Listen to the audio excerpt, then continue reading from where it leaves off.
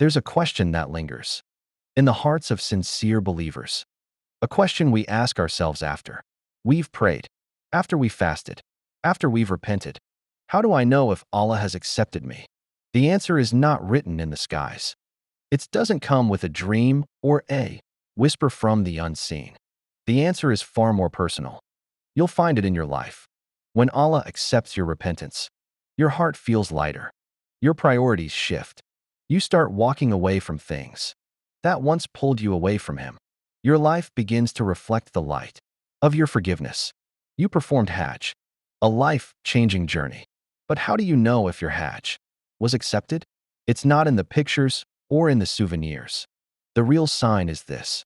If you return home and your salah improves, your patience increases, and your connection with Allah deepens, that's a sign that Allah has accepted it. You fasted during Ramadan.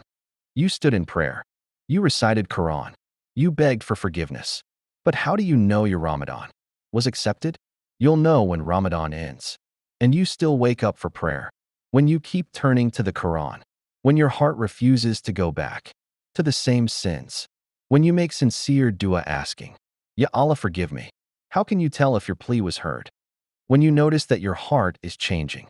When you give up the sin you've struggled with for years. When your habits improve. When your priorities shift.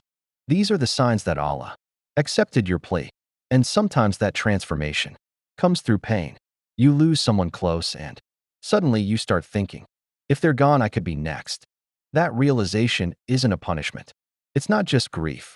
It's actually a mercy. Because through that loss, Allah woke your heart up. He brought you closer to Him. So look forward. Yes, look forward to the day you meet your Lord. If you're praying, giving in charity, seeking forgiveness, and trying your best to keep your heart clean, then that day will be the most beautiful day of your life. That day will be filled with peace and light.